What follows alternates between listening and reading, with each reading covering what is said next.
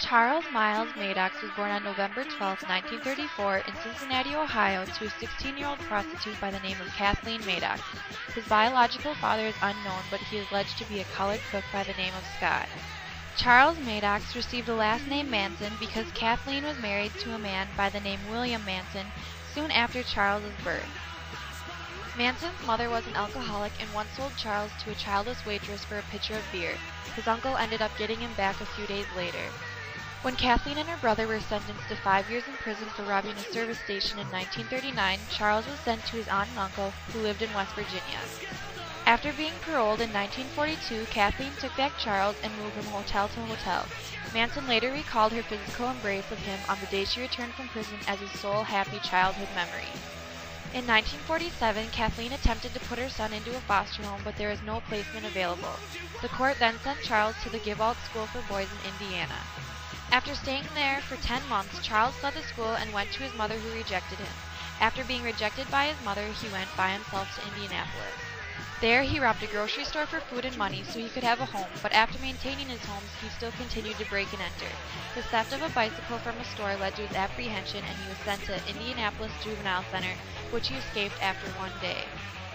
When he was recaptured, he was sent to Boys Town in Nebraska.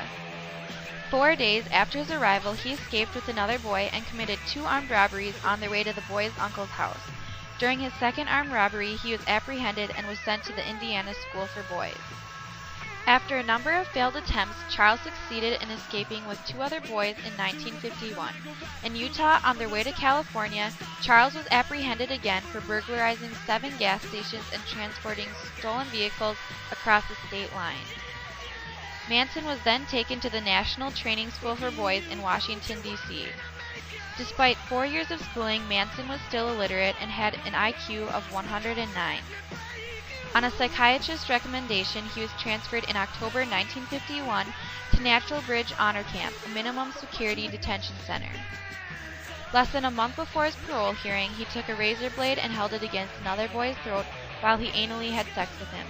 Charles was now considered dangerous and was transferred to the Federal Reformatory in Virginia.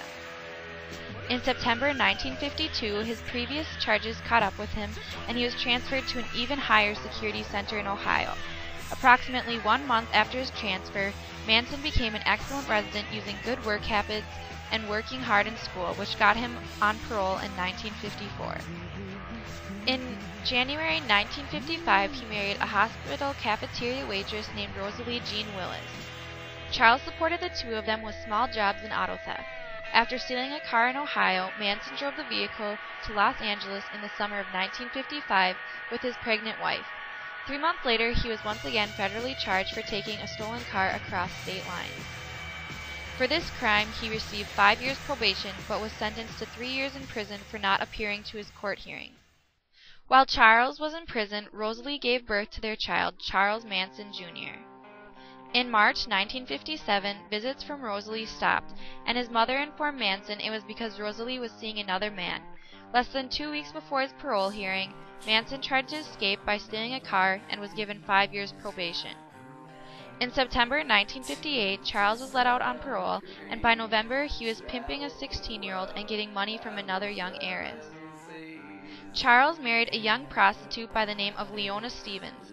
Soon after, while traveling in New Mexico, Manson was stopped and questioned for violations of the Mann Act. Though he was released, in April 1960 he was indicted. For his probation violation and violating the Mann Act, he was sentenced to 10 years. In 1963, Leona asked for a divorce, which was granted. But before getting divorced, Charles and Leona had a child together by the name of Charles Luther Pooh Bear Manson.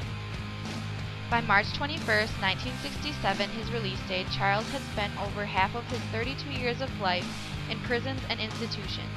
He asked permission to stay longer at the prison, telling authorities it was his home, but was denied. From there, Charles and a former prison acquaintance moved to Berkeley. By combining his guitar-playing skills and panhandling, he earned a living. It was on the streets that he met Mary Brunner, a 23-year-old graduate of the University of Wisconsin-Madison. They became very close with time, and they moved into an apartment together. Manson would bring other women in to live with them, even though Mary didn't like this. These women were what became the Manson family. At one time, Charles and Mary were sharing their apartment with 18 other women. Charles, along with 8 to 9 of his followers, piled into an old school bus. They traveled as far north as Washington and as far south as Mexico, eventually returning to the Los Angeles area. By the late spring of 1968, the events accumulating towards the infamous murders began.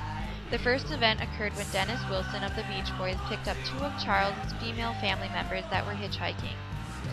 Wilson brought them back to his house and left them there while he went to work for a few hours. When he returned home, Wilson was greeted by Charles coming out of his house. Charles began to kiss Wilson's feet to show he had no intent on harming Wilson. When they went inside, Wilson found 12 other strangers, mostly women. Over the next few months, the number of visitors doubled.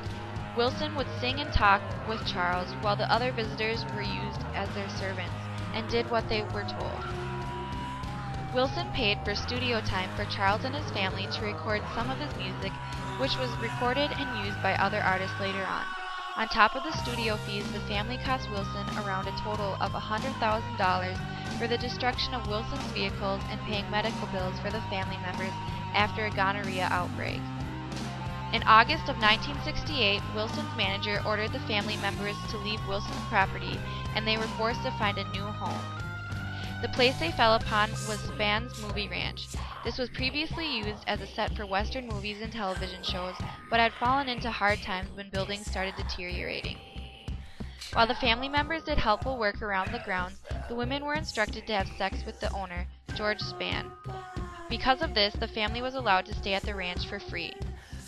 The family was soon joined by Charles Tex Watson, a college dropout who had recently come to California.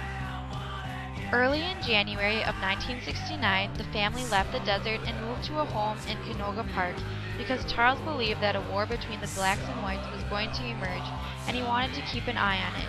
He called his apocalypse Helter Skelter. In February of 1969, Charles directed his family to make an album of songs that would trigger this predicted chaos. As well as working on the album, the family members also worked on vehicles and made a route for their desert escape, which was soon to come. On March 23, 1969, Manson, uninvited, entered the leased residence of Roland Polanski and his wife Sharon Tate, which was owned by Rudy Altobelli. Charles was spotted and confronted by one of Tate's friends who asked him to leave. Later that night, he returned to the property and entered the house's enclosed porch. Altobelli was at the residence at that time and asked Charles to leave, and also told him that he didn't want him to further disturb the tenants. Charles told Altobelli that he wanted to talk to Terry Melcher, the former tenant who had moved out about 7 months earlier. When told this, Manson claimed he had no clue, but it was later proven that he knew Melcher no longer resided there.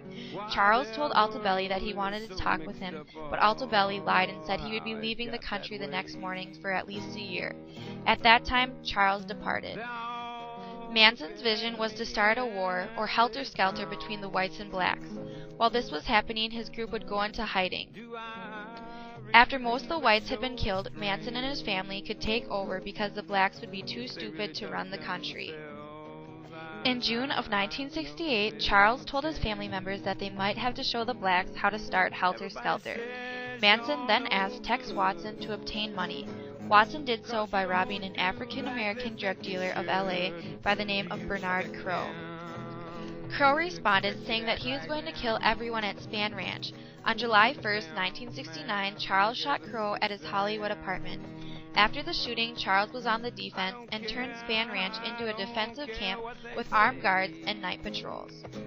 Then, on July 25, 1969, Manson sent family members Bobby Busolil, Mary Brunner, and Susan Atkins to the home of acquaintance Gary Hinman to try to get him to turn over $21,000 for bad drugs.